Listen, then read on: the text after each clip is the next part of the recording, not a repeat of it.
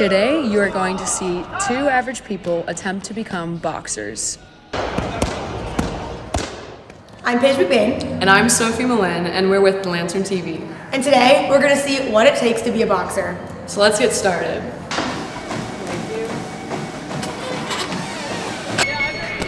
We're bringing in Ella and Eddie, two members and competitors of the Ohio State Boxing Club. They're going to show us the ropes. Usually starts with Ella and I leading warm-ups.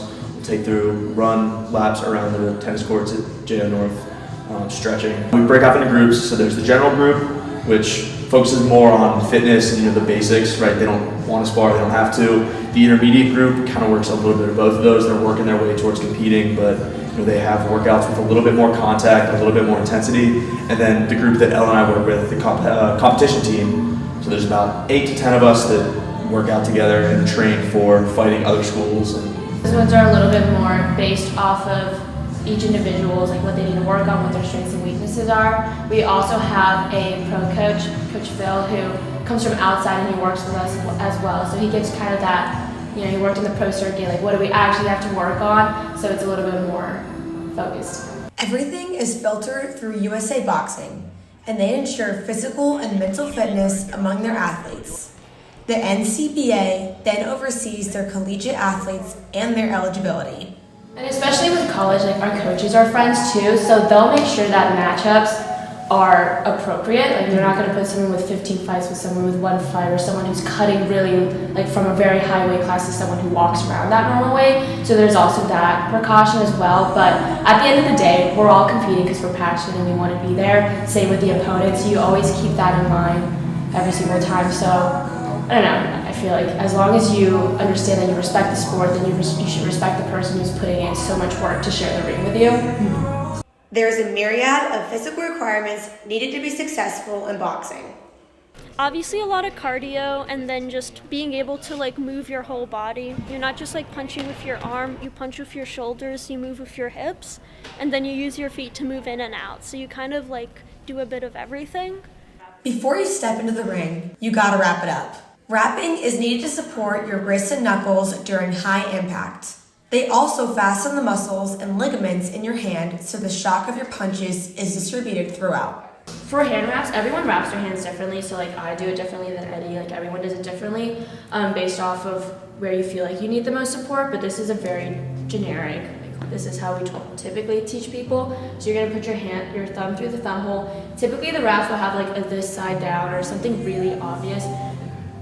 And then you're going to wrap it around your wrist once, kind of closer to where your hand and your wrist meet, just so you have that hand and wrist support. And then you're going to wrap it around a second time, a little bit higher. And then I like to wrap it around a third time. I like to do mine in groups of 3. Next up is stretching. Stretching is fundamental for any exercise. It helps with mobility and keeps muscles strong, flexible, and healthy. Boxing is all about technique. There are multiple things to keep in mind while fighting. So we start in that fight stance and we kind of jump in and out, in and out. So we'll start off like that. That's the first 3 minutes. We'll probably do that. Okay. You're keeping your hands up here. Are you keeping good habits in? Hands up, elbows in. And then again, with the same thing, you never want your knuckles to go below your chin.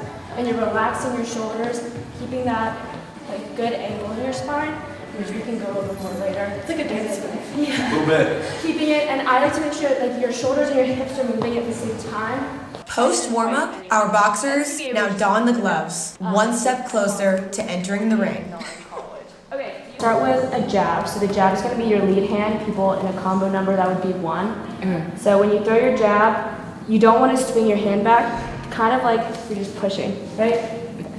Wait, And if you see there, the hip movement, the hip and shoulder movement is all very similar. So all you're doing is, where is it going? Where is it coming from? Now we get a chance to test out our newfound skills. Oh yeah, I have to breathe.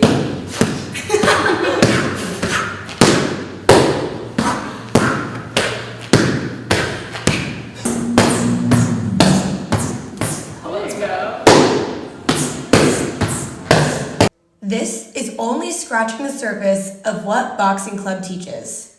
So like the way that like we'll do it in practice on this is it won't be as structured as that. Like we'll just move around and I'll change the combination as time goes on. Let's say like jab, jab, 1, 2, 1, 2, slip 2, 1, 2, 3, 2, 1, 2, 3, 2. 1, 2. 1, 2. 1, 2, slip 2. 1, 2, slip 2, roll. Now that you see how it's really done, let's see how our reporters compare. There you go. Same thing. Look at that power. Don't push away. I think it's actually good. Let's go. According to the National Library of Medicine, performing cooldowns can help prevent immune system depression and aids in faster recovery of the heart and lungs. Finally, after the cooldown comes another round of stretching to assist in breaking down lactic acid and further improving mobility. Despite what you might think, boxing club isn't just about throwing punches. I feel like I've met some of my best friends through boxing club, and I'm learning to defend myself at the same time. Seeing my friends, I've met some great people in this club, so it's fun to catch up with them every time I come here. It's something that you just can't half do. You really just gotta dedicate your time. I mean, I've done all the levels. I started out the regular level when I went all the way up to competitive, and now I'm coaching. And it's just fun. It's a fun atmosphere. Everyone's pushing themselves. We've learned that boxing takes a lot more dedication than just throwing a punch. It requires discipline, perseverance, and humility. We're extremely impressed with how many students devote their time and effort to this club. The rigorous workouts and constant awareness of the body prove to be a challenge. Students of all experience levels are encouraged to check out the club if they're interested in learning more about the sweet science of boxing. More information can be found on the club's Instagram at the OSU Boxing. Laser TV on 3.